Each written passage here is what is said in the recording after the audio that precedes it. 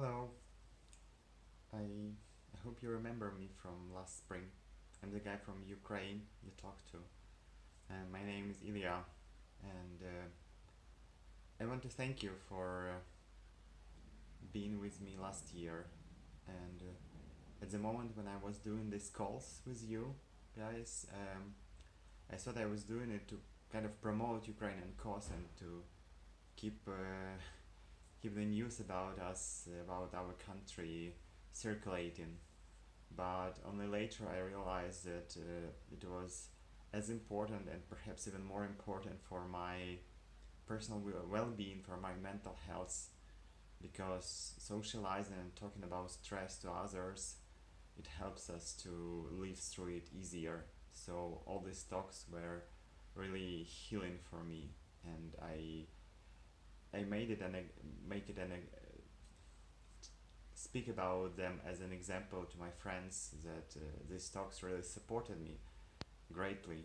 So thank you very much for being with me last year, and I just want to share what I've been up to during this year. So we survived through winter, and it was not as bad as many people thought, but on the other hand, it was for some maybe worse, even worse than they thought. Now we have gasoline generators installed in front of every shop, and we are pretty resilient even if the grid is disrupted in any way.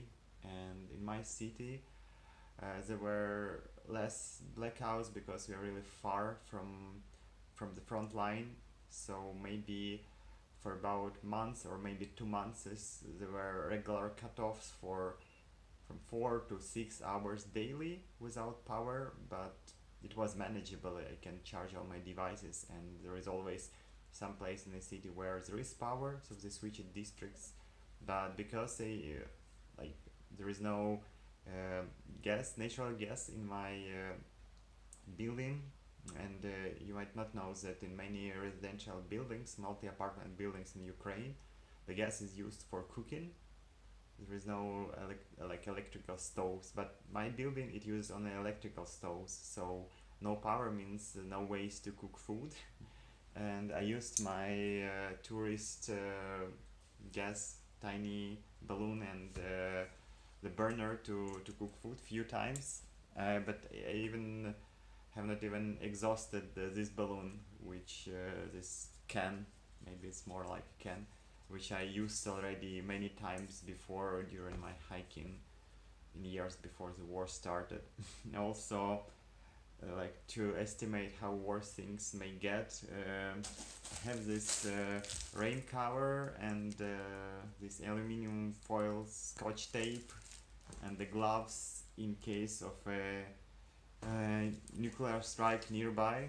This also um, the bags for trash, the bigger ones, and yeah, I read somewhere an instruction that you should have this item so you can construct yourself kind of cover against radioactive fallout if you have to leave the area when the nuclear strike happened, because though yeah it could be like directly killed by the explosion, but what is much more dangerous and which covers more territory is fallout and radiation that lives in rain, in dust, and so I still have these items and I will probably keep them because nobody knows what will happen. And yeah, so we are to talk about it calmly. And I also was well, I was not called directly to military, but I was called to check in with the local conscription center, and because of that I just decided to be proper to buy a first aid kit, because last summer when it happened there was like shortage of them, so I don't know whether I will be provided one, so I bought one and it has all necessary items.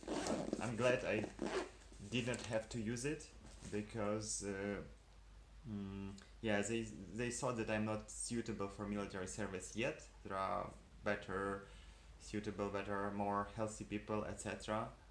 And later I also enrolled into university. Uh, I sort of studying psychology for a few years already, and now I study psychology, getting pursuing my master's degree, and it also gives me kind of reservation against being called to military. Yeah, because of this power outages during the winter, I bought a fire extinguisher to my apartment just instead if my neighbors use some bad ways to heat their flats if it gets really bad. So the lowest temperature in my apartment, it was 13.8 degrees Celsius. I don't know how much it is in Fahrenheit.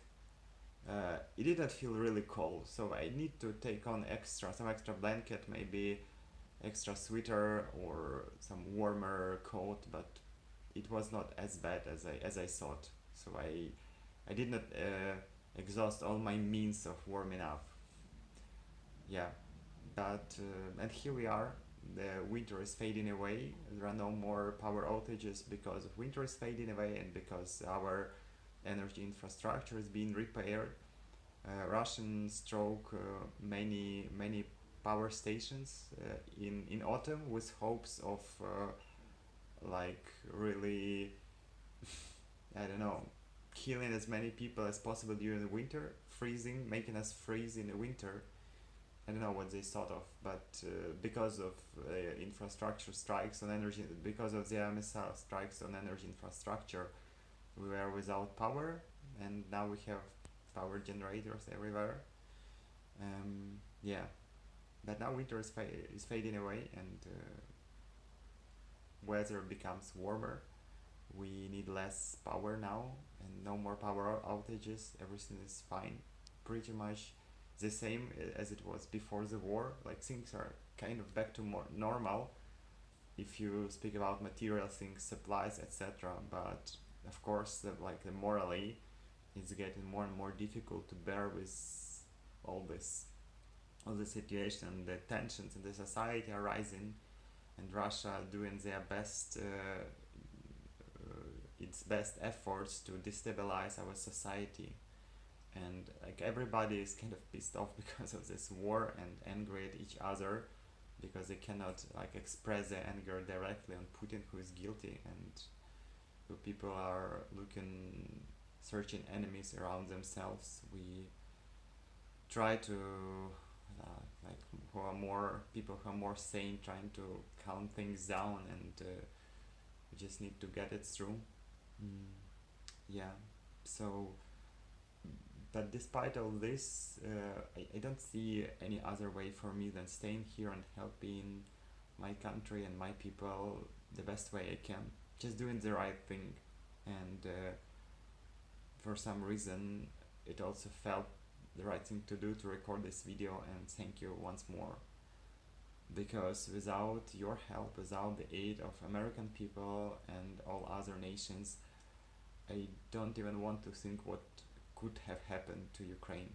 So thank you for staying with us, and if you have any interest in contacting me, listen more about what's happening here, invited me to talk to your friends, please feel free to do so. Take care, and keep good hope. Let's hope in good.